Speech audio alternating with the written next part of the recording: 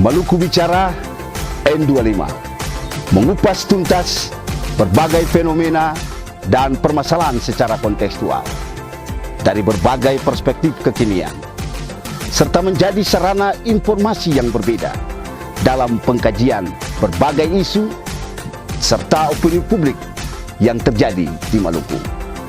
Menghadirkan narasumber yang berkompeten dan terpercaya dan menjadi pilihan publik untuk disimak. Saya Ongele Kipio di Maluku Bicara N25. Halo saudara semua, selamat sore. Berjumpa lagi bersama saya Ongele Kipio di Maluku Bicara N25. Dalam kesempatan kali ini kita akan mengambil sebuah topik yang menarik terkait dengan pemilihan gubernur di tahun 2024. Siapa kira-kira lawan kuat petahana gubernur Maluku Irjen Pol Murad Ismail dari PDI Perjuangan? Ada di saat ini salah satu narasumber kita, Bung Edison Lapangan, Bung. Ya, selamat sore, Bung. Selamat sore, Bung. Ya, Bung Edison ini merupakan eksekutif direktur ya, Parameter Consulting yang beralamat di Kota Ambon. Dan Bung Edison,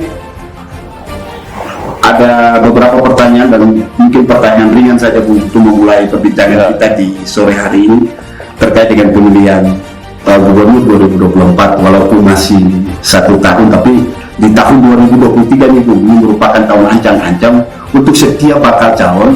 Dia mempersiapkan diri untuk maju sebagai calon gubernur. Dan hari ini juga publik sudah cukup ramai dengan beberapa tokoh, misalnya Jenderal Jeffrey Renwarin yang sudah menyatakan secara terbuka pada publik bahwa beliau siap melawan petahana gubernur Maluku Irjen Pol Murad Ismail. Dan salah satu juga figur ada Pak Febri Kelvin Reteteleta, walaupun belum secara terbuka menyatakan bahwa beliau akan maju, tetapi dari manuver politik di masyarakat ada pesan politik sebenarnya, Bung, bahwa beliau juga punya kepentingan untuk maju dalam Pilgub 2024. Pertanyaannya adalah, Bung, dari dua tokoh ini, apakah Bung di Pilkada 2024 nanti akan muncul figur-figur lain yang menurut Bung Edi seperti apa sebagai seorang peneliti? Ya, saya kira gini, pertama-tama saya ucapkan selamat datang ya. Selamat datang buat kedua tokoh yang sudah memberi pesan politik maupun sudah melakukan eksplorasi politik, bahkan sudah melakukan treatment politik di proses-proses politik, Bung Febri dan Bung Jenderal kita, Jenderal Jeffrey Renwarin. Ya, artinya bahwa bukan selamat datang mereka orang baru di Bumi Maluku, tapi mereka telah memberi aksentuasi terhadap proses-proses politik, dinamika politik di Bumi Maluku. Itu saya kira harus kita beri apresiasi. Kata selamat datang dari saya tadi itu pesannya bahwa kami secara pribadi maupun halayak Maluku hari ini menunggu kehadiran sebanyak mungkin tokoh-tokoh dari Maluku untuk memberi ekspresi di dalam ruang-ruang politik di Bumi Maluku, karena ruang politik di Bumi Maluku ini berkaitan langsung dengan relasinya langsung dengan ruang pembangunan di Bumi Maluku. Semakin banyak tokoh Maluku memberi pesan politik, memberi aksentuasi politik, memberi proses atau menghadirkan ekspresi politik di Bumi Maluku, sesungguhnya itu mendatangkan kebaikan di Bumi Maluku karena berseliweran langsung dengan pembangunan. Maksudnya adalah semua masyarakat Maluku akan mendapat peran yang sangat baik, sehingga kalau Bung Jeffrey atau Jenderal kita Pak Jeffrey dan Bung Febri Kelvin Reteteleta sudah memberi pesan politik, saya kira mari kita sambut ini dengan baik. Begitu. Baik, jadi dua tokoh ini, selain dua tokoh ini, mungkin menurut Bung sendiri ada potensi untuk kemungkinan ada calon-calon yang lain. Kami juga melakukan pengamatan. Dan kalau di bahasa umum dia disebut pengamatan pengembaraan. Di ruang kami disebut kami melakukan pengamatan atau riset penelitian baik terbuka maupun tertutup. Sesungguhnya masih ada banyak yang kita amati, yang kami dengar itu masih banyak. Ada seperti, kan akhir-akhir ini muncul nama seperti Pak Bita Sagap, yang kembali diwacanakan untuk maju. Juga ada nama seperti Pak Latukon Sina dan Lanal ya, dan Lanal. Lanut apa Lanal? Lanal ya. Nah, itu juga mendengar namanya untuk menyiapkan diri, baik secara sampai hari ini mungkin masih tertutup, tapi itu juga potensi. Jangan lupa masih ada nama seperti Pak Hendrik Lewerisa, Ibu Saadia Uluputi, Pak Abdullah Tosikal, dan bukan tidak mungkin, bisa saja ini politik, Pak Abbas Orno misalnya. Dalam ruang-ruang tertentu, kalau ada ekspresi untuk ada ruang terbuka untuk menjadi calon gubernur, kenapa tidak? Dan tokoh-tokoh seperti misalnya Yandul Lesin, doktor, sekarang kan profesor beliau, juga itu punya potensi yang besar. Memang sementara ini kami mendengar terwacana secara tertutup itu menyiapkan diri sebagai wakil gubernur atau dipresentasikan sebagai calon gubernur, tapi sesungguhnya beliau juga berpotensi untuk menjadi calon gubernur. Dan nama-nama lain saya kira masih ada seperti Hamzah, Aziz Samuel, potensi Golkar Ramli Masugi, Mufti Kliobas. Mereka ini adalah tokoh-tokoh politik dengan potensi yang cukup untuk bisa sebagai calon gubernur maupun wakil gubernur, saya kira itu. Oh, baik. Berarti kakak, artinya menurut kakak sendiri yang menjadi indikator kuat bagi calon-calon yang akan melawan petahana dari sekian figur-figur yang mungkin juga berkemungkinan figur-figur yang lain dari seperti apa kakak? Indikator yang paling melekat, yang paling kuat sebenarnya untuk melawan seorang petahana dari PDI Perjuangan, Pak Irjen Pol Murad Ismail. Yang pertama begini kan, munculnya mereka untuk menjadi kompetitor atau pesaingnya. Kalau kita bilang lawan ya itu masih jauh, kita bilang saja kompetitor atau pesaing terdekat, atau sesungguhnya ini karena kami mengamati karena beberapa proses. Yang pertama karena ada ruang partisipasi partai politik, artinya mereka punya kesempatan karena yang bersangkutan ada pada ruang-ruang partai politik, katakanlah pimpinan partai politik, pengurus partai politik, mereka berkesempatan misalnya ada di sebagai DPD partai, sebagai DPD partai politik yang berkesempatan untuk berakselerasi atau membuka ruang untuk maju. Tapi ada juga yang bukan pengurus partai politik, bukan baik di tingkat DPD maupun DPD, tapi sudah berniat atau sudah punya nawa itu untuk entah nanti itu dengan catatan kembali membangun negeri atau karena ada ruang-ruang kepentingan politik lainnya, mereka maju. Jadi sesungguhnya mereka ini maju karena tadi ada dua hal. Pertama karena kesempatan atau ada pada posisi pengurus partai politik di mana ada ruang untuk maju, tapi ada juga yang tidak ada dalam ruang partai politik tapi sudah berniat, sudah bernawa itu untuk maju karena ada hal-hal yang mungkin mereka temukan, ada hal-hal yang menggelisahkan hati mereka untuk maju gitu. Oke. Jadi ini kan masih simulasinya adalah person ya sebagai bakal calon, mungkin akan calon. Belum kita simulasi untuk paketan gubernur dan wakil gubernur. Tapi yang sangat mencuat kali ini kan ada figur yang memang notabene bukan adalah orang partai ya. Lebih banyak adalah mereka yang personal atau ada dari kalangan luar partai politik. Dan menurut kakak, kalau figur ini dia punya komitmen maju dan apakah berpotensi bisa mendapatkan tiket partai kira-kira menurut kakak? Ya, ini tergantung sejauh mana keseriusan yang bersangkutan. Serius dalam pengertian bahwa kalau cuma niat maju itu belum cukup. Tapi serius dalam pengertian bahwa punya niat maju, punya komunikasi politik yang baik, punya logistik politik yang baik, ya kan?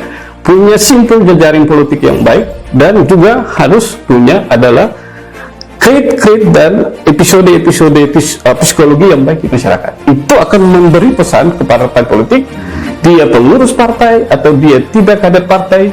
Tapi kalau itu ditunjukkan oleh yang bersangkutan, si A, si B, si C tadi, kalau bisa ditunjukkan ke publik, ke partai politik, partai akan tertarik.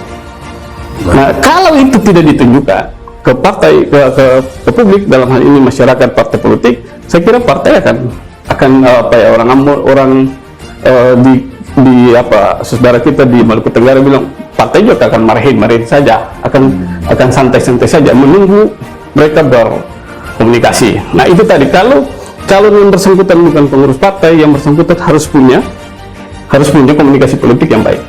Yang kedua, jangan hanya komunikasi politik, harus punya logistik politik yang baik. Lalu harus juga punya psikologi politik yang baik di partai politik, di masyarakat, supaya partai menjadi tertarik.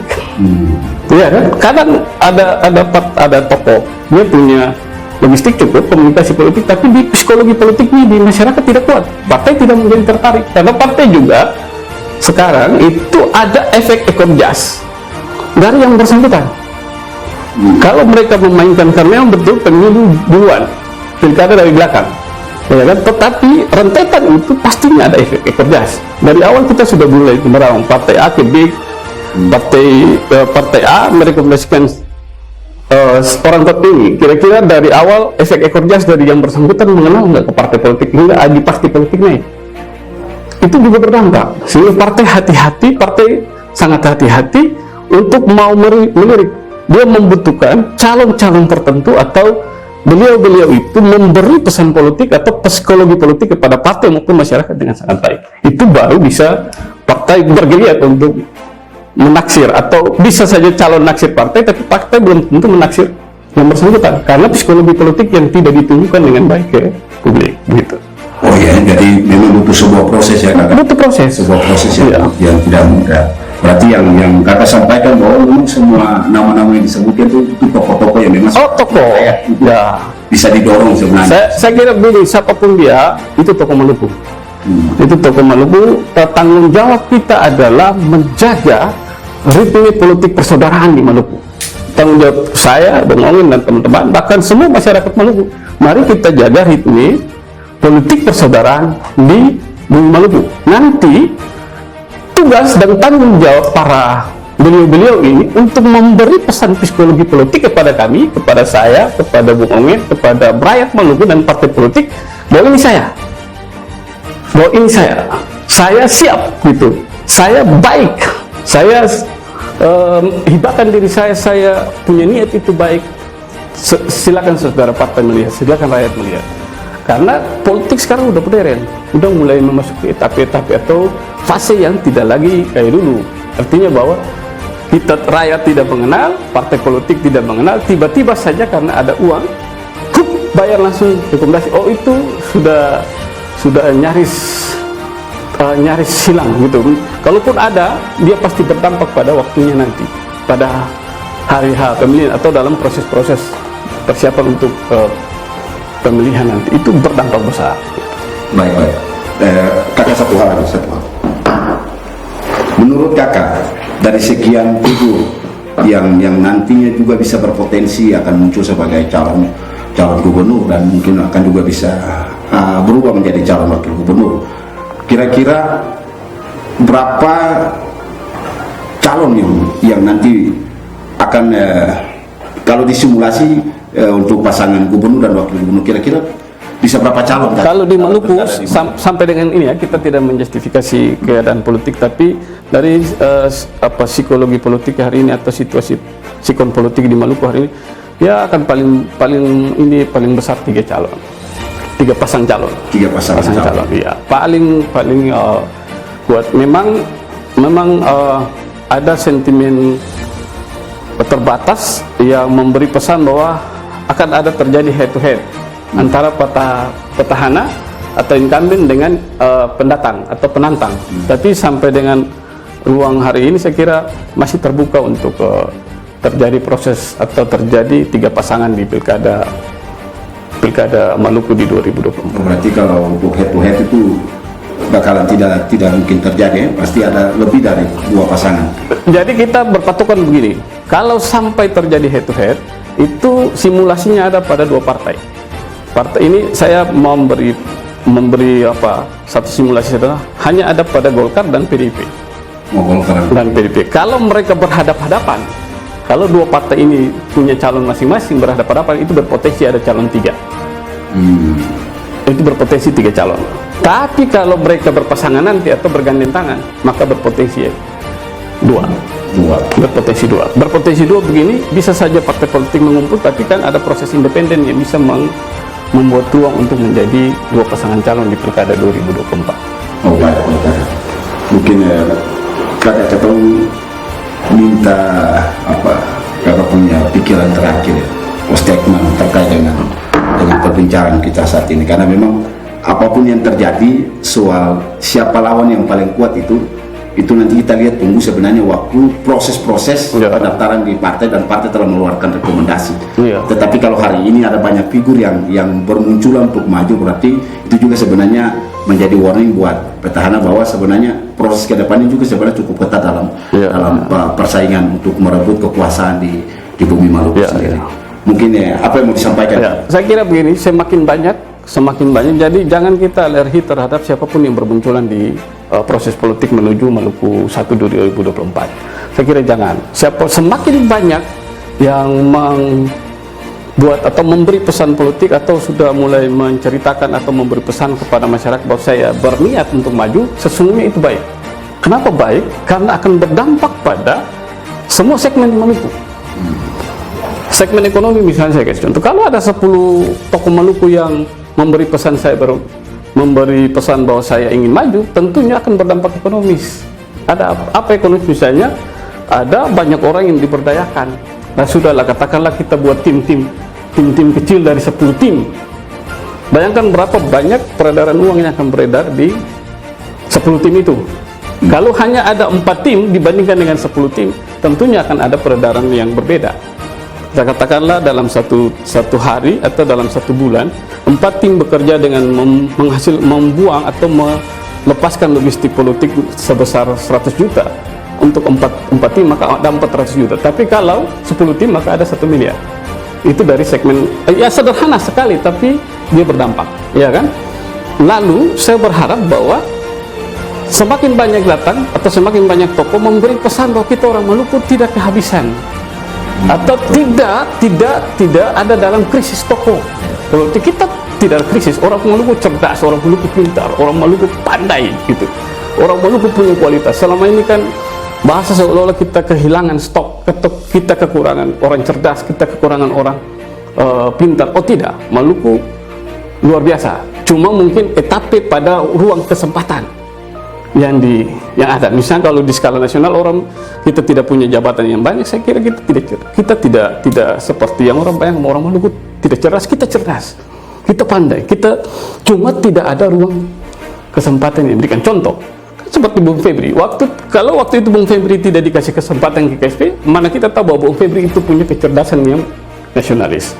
Seperti Pak Jenderal Jeffrey, kalau tidak pula jadi Pangdam dan tidak berwacana untuk maju, mana kita tahu beliau punya kapasitas dengan kapasitas nasional? Kan tidak gitu. Semakin banyak tokoh yang datang, semakin kita akan membuka, semakin banyak terbuka ke publik bahwa mereka punya kapasitas A, B, C, D. Itu pasti terbuka dengan sendirinya. Itu yang kita tidak tahu selama ini, ya kan?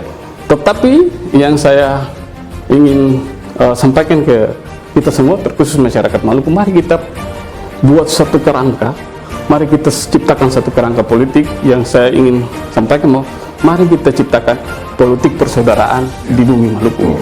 Artinya bahwa apapun kondisi politiknya, apapun pilihan kita, apapun perbedaan pilihan kita tetap bersaudara. Sehingga si A, si B, si C, kita tidak saling memfitnah, kita tidak saling menghujat. Kalau kebenaran yang disampaikan, why not? Kenapa tidak? Tapi kalau itu yang berbentuk fitnah atau black campaign, saya berharap mulai hari ini kita semua sama-sama mengkanalisasi hal-hal seperti itu dengan memupuk ruang politik atau dinamika politik atau situasi siklus politik atau bahkan atmosfer politik di bumi Maluku dengan tema politik persaudaraan di bumi Maluku menuju 2024. Dan yang paling terakhir, saya kira ini juga menjadi pesan bahwa ini juga menyangkut ruang tata kelola politik baik dalam situasi lokal maupun nasional. Saya berharap begini, bahwa ada like dislike, ada suka atau tidak suka. Misalnya saya tidak suka dengan si A, mungkin tidak suka dengan si B. Tapi saya berharap suka dan tidak suka kita ada pada ruang-ruang yang masih beretika. Baik. Ruang-ruang beretika. Contohnya saya kasih contoh misalnya, kalau kita tidak suka Pak Murad misalnya, saya tidak suka Pak Ongin atau yang lain-lain tidak suka, kan konkretnya begini, kan belum tentu hari ini misalnya 2024 belum tentu masuk dalam kotak apa coblos atau ruang bilik coblos, belum tentu Bung Ongin bisa memastikan dari sekarang saya memilih Pak Murad lagi, atau saya memastikan bahwa saya tidak lagi memilih Pak Murad, atau saya tidak akan memilih Pak Murad, misalnya kan tidak, belum bisa dipastikan karena ini masih dalam ruang-ruang proses-proses politik. Karena itu saya berharap, saya juga meminta untuk kita semua beretis dalam beraksentuasi politik atau membaca situasi politik atau ada dalam dinamika situasi politik. Karena apapun yang terjadi hari ini dengan situasi, katakanlah kalau ada yang bilang si A bagus, si B bagus, si C tidak bagus, atau Murad Ismail bagus atau tidak bagus, sebaiknya kita memberi rasa hormat yang tinggi untuk siapa saja, termasuk Pak Murad Ismail. Saya ingatkan bahwa beliau masih Gubernur Maluku saat ini sampai dengan waktu beliau melepaskan jabatan, kita harus tetap memberi rasa hormat bahwa Murad Ismail adalah Gubernur Maluku. Begitu. Baik, terima kasih Dan. Saudara semua, demikian perbincangan singkat kita dengan narasumber kita Bung Edison Lapalelo terkait dengan pilkada Gubernur 2024 dengan calon-calon yang mulai bermunculan di tahun 2023 dan akan berpotensi seperti yang dikatakan oleh Bung Edison sendiri bahwa bisa saja berpotensi ada calon-calon yang juga bermunculan 2024. Kita akan kembali di Maluku Bicara N25 di sesi berikutnya dengan narasumber yang berbeda dengan topik yang sama, dan kita masih mengulas terkait dengan pemilihan Gubernur 2024. Sampai berjumpa, bye-bye. Saudara, demikian perbincangan kita dengan narasumber. Untuk itu, ikuti terus Maluku Bicara N25 bersama saya, Ongin Lekipio. Bye-bye.